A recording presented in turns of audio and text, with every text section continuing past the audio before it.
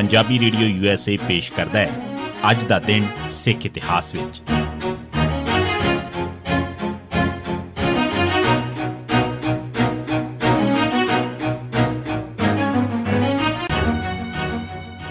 सिख इतिहास दीआं घटनावां 7 मई का दिन। 1924 जथेदार अक्षर सिंह गिरफ्तार।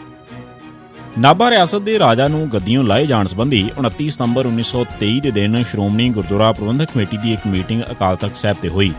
इस च जैतो के गुरुद्वारे च अखंड पाठ खंडन करने की जबरदस्त निंदा की गई ते मता पास किया गया कि सिख जत्था जैतों जाके अखंड पाठ मुड़ शुरू करेगा।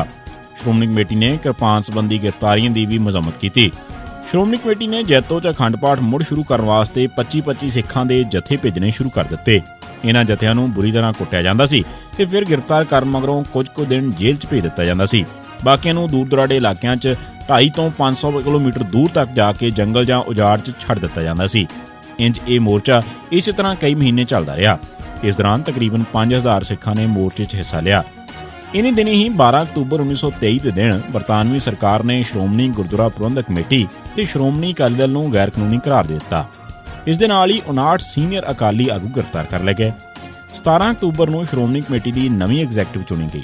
ਉਧਰ 4 ਮਹੀਨੇ ਤੋਂ ਵੱਧ ਸਮਾਂ ਜਥਿਆਂ ਵੱਲੋਂ ਜੈਤੋ ਵੱਲ ਮਾਰਚ ਕੀਤੇ ਜਾਣ ਤੇ ਗ੍ਰਿਫਤਾਰੀਆਂ ਦੇਣ ਦੇ ਬਾਵਜੂਦ ਜਦੋਂ ਕੋਈ ਨਤੀਜਾ ਨਾ ਨਿਕਲਿਆ ਤਾਂ ਸ਼੍ਰੋਮਣੀ ਕਮੇਟੀ ਨੇ ਜਦੋਜਹਿਦ ਨੂੰ ਹੋਰ ਤੇਜ਼ ਕਰਨ ਦਾ ਫੈਸਲਾ ਕੀਤਾ। ਸ਼੍ਰੋਮਣੀ ਕਮੇਟੀ ਨੇ ਐਲਾਨ ਕੀਤਾ ਕਿ ਜੈਤੋ 'ਚ ਅਖੰਡ ਪਾਠ ਸ਼ੁਰੂ ਕਰਨ ਵਾਸਤੇ 500 ਸਿੱਖਾਂ ਦਾ ਸ਼ਹੀਦੀ ਜੱਥਾ ਭੇਜਿਆ ਜਾਵੇਗਾ। ਇਸ ਜੱਥੇ ਨੇ 9 ਫਰਵਰੀ 1924 ਦੇ ਦਿਨ ਅਕਾਲ ਤਖ਼ਤ ਸਾਹਿਬ ਤੋਂ ਚੱਲ ਕੇ 21 ਫਰਵਰੀ ਨੂੰ ਜੈਤੋ ਪੁੱਜਣਾ ਸੀ। ਇਸ ਨੂੰ ਰੋਕਣ ਵਾਸਤੇ ਪੁਲਿਸ ਨੇ 7 ਜਨਵਰੀ 1924 ਨੂੰ ਅਕਾਲ ਤਖ਼ਤ ਸਾਹਿਬ ਤੋਂ ਹੋ ਰਹੀ ਮੀਟਿੰਗ ਵਾਲੇ ਦਿਨ ਇਹਨਾਂ ਸਾਰਿਆਂ ਨੂੰ ਹੀ ਗ੍ਰਿਫਤਾਰ ਕਰ ਲਿਆ। ਇਸ ਮਗਰੋਂ ਤੀਜੀ ਐਗਜ਼ੈਕਟਿਵ ਬਣਾਈ ਗਈ। 9 ਫਰਵਰੀ ਦੇ ਦਿਨ ਜਦੋਂ ਇਹ ਜੱਥਾ ਅਕਾਲ ਤਖ਼ਤ ਸਾਹਿਬ ਤੋਂ ਚੱਲਿਆ ਤਾਂ ਇਸ ਨੂੰ ਵਿਦਾਇਗੀ ਦੇਣ ਵਾਸਤੇ 30,000 ਸਿੱਖ ਦਰਬਾਰ ਸਾਹਿਬ ਪੁੱਜੇ। ਜੱਥਾ ਵੱਖ-ਵੱਖ ਪੜਾਅ ਕਰਦਾ 20 ਫਰਵਰੀ ਦੇ ਦਿਨ ਬਰਗਾੜੀ ਰਿਆਸਤ ਫਰੀਦਕੋਟ ਪੁੱਜਾ।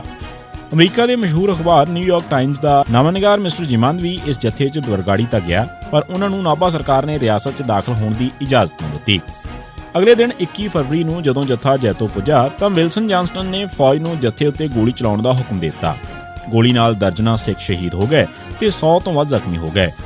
ਇਨ੍ਹਾਂ 'ਚ ਮਰਦ, ਔਰਤਾਂ ਦੇ ਬੱਚੇ ਵੀ ਸ਼ਾਮਲ ਸਨ। ਇੱਕ ਸੋਮੇ ਮੁਤਾਬਕ ਅੰਗਰੇਜ਼ੀ ਫੌਜ ਨੇ 27,000 ਕਾਰਤੂਸ ਚਲਾਏ ਤੇ ਜੇਕਰ ਗੋਲੀ ਵਿੱਚ ਫਸ ਜਾਣ ਕਾਰਨ ਮਸ਼ੀਨ ਗਨ ਨਾ ਰੁਕਦੀ ਤਾਂ ਪਤਾ ਨਹੀਂ ਕਿੰਨੀਆਂ ਹੋਰ ਸ਼ਹੀਦੀਆਂ ਹੋ ਜਾਣੀਆਂ ਸਨ। ਦੁਨੀਆ ਭਰ ਦੇ ਅਖਬਾਰਾਂ ਨੇ ਇਸ ਸੰਬੰਧੀ ਖਬਰਾਂ ਛਾਪੀਆਂ। ਆਗੂਆਂ ਨੇ ਵਿਲਸਨ ਜਾਨਸਟਨ ਨੂੰ ਜਨਰਲ ਡਾਇਰ ਦਾ ਵਾਰਸ ਆਖਿਆ।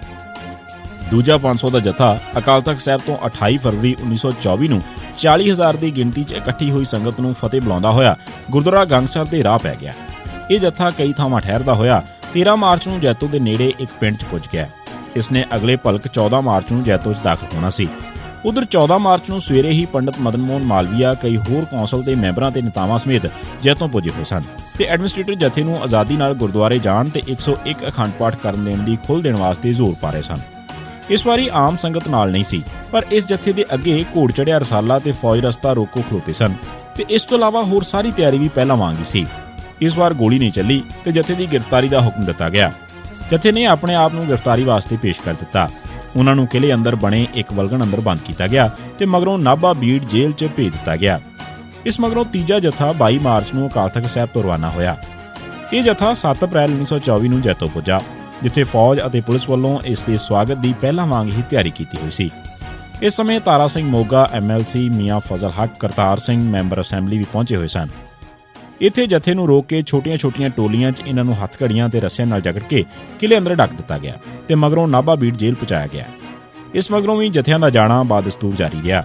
ਅੰਗਰੇਜ਼ ਸਮਝਦੇ ਸਨ ਕਿ ਅਕਾਲ ਤਖ਼ਤ ਦਾ ਮੁੱਖ ਸੇਵਾਦਾਰ ਇਹਨਾਂ ਜਥਿਆਂ ਨੂੰ ਭੇਜਣ ਦਾ ਜ਼ਿੰਮੇਵਾਰ ਹੈ। ਇਸ ਸੋਚ ਨਾਲ 7 ਮਈ 1924 ਦੇ ਦਿਨ ਪੁਲਿਸ ਨੇ ਜਥੇਦਾਰ ਅਛਰ ਸਿੰਘ ਨੂੰ ਵੀ ਗ੍ਰਿਫਤਾਰ ਕਰ ਲਿਆ। 7 ਮਈ 1999 ਦੇ ਦਿਨ ਪੁਲਿਸ ਨੇ ਹਰਦੀਪ ਸਿੰਘ ਵਾਸੀ ਗੱਗੋਬੂਹਾ, ਗੁਰਦੇਵ ਸਿੰਘ ਵਾਸੀ ਤਾਤਲਕੇ, ਬਲਦੇਵ ਸਿੰਘ ਉਰਫ ਕੁੱਲਾ ਸਿੰਘ ਨੂੰ ਨਕਲੀ ਮੁਕਾਬਲਿਆਂ 'ਚ ਸ਼ਹੀਦ ਕੀਤਾ। 7 ਮਈ 1991 ਦੇ ਦਿਨ ਪੁਲਿਸ ਨੇ ਪਰਮਿੰਦਰ ਸਿੰਘ ਪੁੱਤਰ ਅਮਰੀਕ ਸਿੰਘ ਨੂੰ ਸ਼ਹੀਦ ਕੀਤਾ। 7 ਮਈ 1991 ਦੇ ਦਿਨ CRPF ਦੇ 1000 ਤੋਂ ਵੱਧ ਸਿਪਾਹੀਆਂ ਤੇ ਫੌਜੀਆਂ ਨੇ ਬਟਾਲਾ ਰੋਡ ਕੋਲ ਰਟੌਲ ਤੇ ਮੁਗਲ ਚੱਕ ਵਿਚਕਾਰ 7-8 ਸਿੱਖਾਂ ਨੂੰ ਘੇਰ ਲਿਆ।